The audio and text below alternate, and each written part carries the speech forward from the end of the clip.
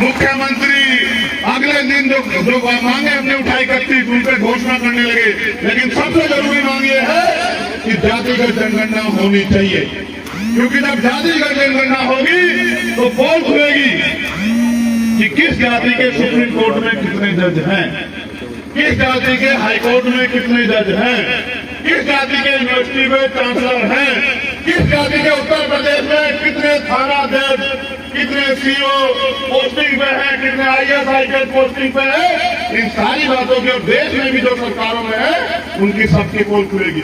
ये किसकी जाति के कितने केंद्रीय सचिव हैं, किस जाति के राज्य सचिव हैं, ये सारी पोल तब खुलेगी। कौन स्टेट में भ्रष्ट व्यवस्था बना रहा है? हमारे लोग तो सचिवालयों में अगर हैं भी तो उन पदों पे बिठा रखे हैं कि वो बेचारे कलम भी नहीं चला सकते, फाइलें उठाने में लगे हुए कर्मचारी हमारे दलित पिछड़े आदिवासी समाज के माइनॉरिटी लोग कर्मचारी, इनके लोग बैठे हुए बड़े पैमाने जिनकी सरकार है। अभी मैं गया गोरखपुर, नीरज भाई मैंने डाटा मंगाया 30 से ज्यादा शायद थाने हुआ और 28 से ज्यादा 2 जातियों के थानाध्यक्ष, 28 से ज्यादा, और जातिवाद हम कर रहे हैं और हमारे लोग धर्म के नाम पे उनको वोट दे रहे हैं। बाद में कह रहे हैं साहब हमें जूते मार रहे हैं। भाई जब आप उनको वोट दोगे तो आपको जूते नहीं मारेंगे, बताओ। ये हालत है। मैं आपका गौर करना चाहता हूं इस बात पे। सबसे ज्यादा शोषण हम पे तब होता था जब इस देश में संविधान नहीं, और उस समय के जो हमारे लड़ाका महापुरुष थे उन लोगों ने उस शोषण के खिलाफ आवाज उठाई और संकल्प लिया और ठान के इस लड़ाई को लड़ा। और देखो आज हमारे पास अवसर है, आज हम कुछ को लड़ते हैं, आज हम वोट देते हैं, आज हम हवाई जहाज में घूमते हैं, आज हम बस में जाते हैं, ट्रेन में जाते हैं, अपनी गाड़ियों से घूम रहे हैं, हमारा मन सजा है। ये सब हुआ संकल्प के कारण। लेकिन क्या उसके बाद हम लोग संकल्प देने की स्थिति में नहीं है? आज का जो नौजवान इस अपमान को महसूस करता है, उस अपमान को दूर करने के लिए वो क्या तैयारी कर रहा है? अगर तैयारी करनी है तो ये करो कि किस तरह से इस देश की राज व्यवस्था पे हमारे लोग काबिज हो, क्योंकि जिनका राज होता है उनकी बहन बेटियों के साथ कोई अत्याचार नहीं करता, जिनका राज होता है वो किसी से कुछ नहीं मानते, जिनका राज होता है उनको नया अत्याचार अपमान नहीं सहना पड़ता। आज भी देश में जातिवाद उसका आलम यह है कि आज भी घोड़ी पे चढ़ने पे, मूछे रखने पे, पानी पीने पे, तमाम तरह की सुविधा हासिल करने पे आज भी अपमान होता है। आज भी हालात वहीं के वहीं है। तो बताओ इस देश में मानसिक रूप से क्या बदला 70 सालों में? मैं भी गया दोबारा से, हमारा एक साथी किशन लाल यादव बागरी 12 तारीख के आंदोलन में उनकी जान चली गई। मैं उनके घर गया। मैं अपने लोगों से कहना चाहता हूँ, देश का आजाद लोग 75 साल से ज्यादा हो चुके हैं, देश में लोकतंत्र आए 70 साल से ज्यादा हो चुके हैं। जब मैं उनके घर गया तो मैंने देखा कि उनका घर कच्चा है, उनका घर कच्चा है, मुझसे नहीं रहा गया। मैंने अपने साथियों कहा कि जब तक इस प्रदेश में सबके घर पक्के नहीं हो जाते हम लोग चैन से नहीं बैठेंगे। इस आंदोलन की शुरुआत हमने संगारगे जी महाराज जी की जयंती पे कल की है। हमने अपने साथियों से कहा, गांव के साथी वहां काम करते हैं, हमने उनसे कहा कि 1 महीने में हर गांव का डाटा तैयार करो और जितने कच्चे मकान हैं उन सबको कहो कि हमारा वादा है कि बिना सरकार के दबले से छीन के आपके पक्के मकान बनवा के दिखाएंगे। ये हमारा वादा है।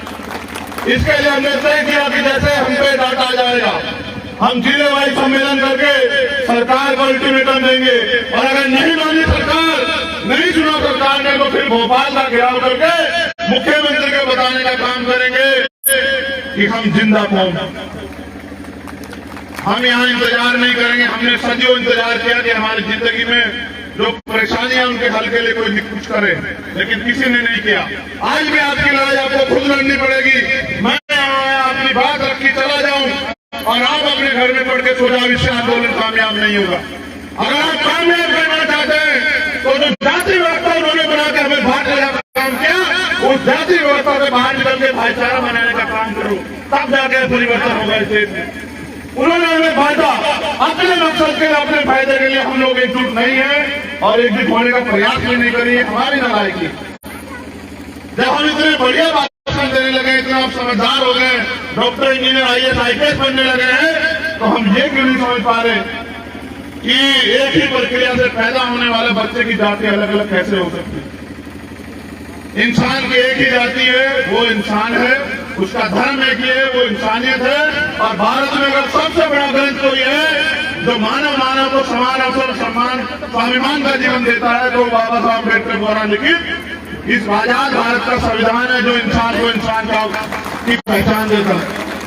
तो मैं आपसे कहना कि हम एक प्रयास कर रहे हैं संयुक्त रूप से कि दलित, पिछड़े, आदिवासी और माइनॉरिटी के लोगों में भाईचारा बने। इस भाईचारे की जो भी कीमत चुकानी पड़े उसके लिए हम लोग तैयार हैं।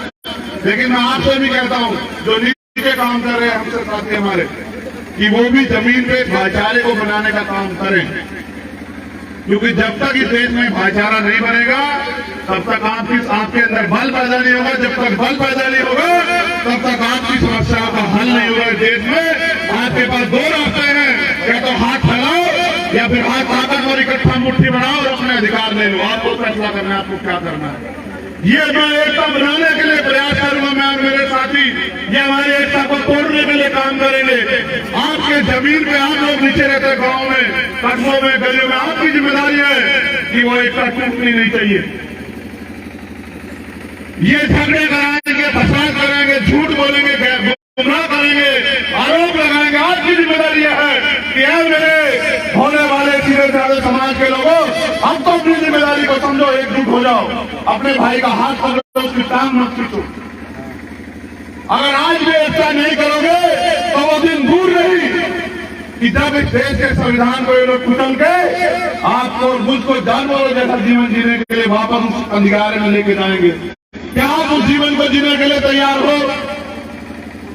जवाब दो मुझे, क्या आप उस जीवन को जीने के लिए तैयार हो? नहीं हो तो उस जीवन को वो दिन आ जाए तो उसको रोकने की क्या तैयारी है आपकी? क्या जयंती बना के रोक लोगे? क्या जय भीम का नारा लगा के रोक लोगे? जब तक आप जमीन पे समाज में भाईचारा पैदा नहीं करोगे और उनको संगठित करके आगे की लड़ाई मजबूत करने का काम नहीं करोगे, तब तक हम लोग कामयाब नहीं हो सकते। उत्तर प्रदेश में आपने बड़े बड़े रहनुमा चुने, इसलिए मैं थोड़ा सा उत्तर प्रदेश से दूर रहता हूं कि ठीक है भाई, आपको अभी मेरी जरूरत यहाँ नहीं है, अभी आपको उन रहनुमाओं पे भरोसा है, मैं आपको निराश नहीं करूंगा, आप भरोसा करो। लेकिन याद रखना कि ये लड़ाई, ये युद्ध और युद्ध में कोई भेड़ बकरी नहीं उतारता, सब लोग योद्धा उतारते हैं। आप अगर उनको योद्धा समझते तो उतारो, वरना दो मेरा साथ। अगर मैं गारंटी देता हूं आपको, आप घोषणा पत्र बना के दो, मांग पत्र उसको घोषणा पत्र बनाने का उत्तर प्रदेश में हम लोग करेंगे, अगर आप लोग हमारा साथ दोगे तो। जिन समस्याओं के लिए आप उम्मीद करते हो सरकार करेगी, मैं आपसे वादा करता हूं, आप मांग पत्र बना के दो, पहले ही दिन उसको घोषणा पत्र में लागू करके और आपके अधिकार सुरक्षित करके आपको अगर गौरव का जीवन यहाँ नहीं दिया, क्योंकि ये भारत, जिन लोगों ने इतिहास लिखा उन्होंने पता नहीं किसका देश बताया, लेकिन ये सम्राट चंद्रगुप्त मौर्य का देश है, ये सम्राट अशोक का देश है, ये बुद्ध, कबीर, नानक, रैदास का देश है, ये घासीदास का देश है, ये फूले शाह अम्बेडकर का देश है, ये संत गाडगे जी महाराज नारायण गुरु का देश है, ये पेरियार का देश है, ये बिरसा का देश है। और उनका इतिहास आप पढ़ो, वो हमारे पूर्वज हैं। मैं सम्राट अशोक का वंशज होने के नाते ये वादा करता हूं कि मेरी भी और आपकी जिम्मेदारी है कि जब तक दोबारा से भारत सम्राट अशोक के सपनों का भारत नहीं बन जाए, तब तक हमें रुकना नहीं चाहिए। साथियों, इतिहास याद करेगा, हर व्यक्ति का हर संघर्ष का इतिहास लिखा गया, इस संघर्ष का भी इतिहास लिखा जाएगा।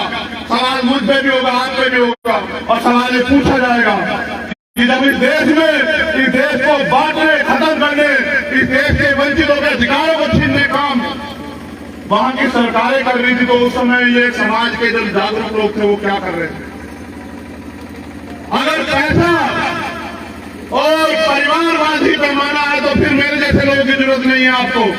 अगर संघर्ष पैमाना है तो बताओ कि अगर एक भी आंदोलन लड़ाई में मैंने आपको निराश किया हो तो बताओ। 69,000 शिक्षक भर्ती का मामला था, 4 इंजीनियर भाई गवाए, आर पटेल जी का 4 दिन में वही जमीन पे उस संघर्ष को करता रहा और हमने मजबूर किया मुख्यमंत्री को गलती मानने के लिए कि आरक्षण में घोटाला हुआ।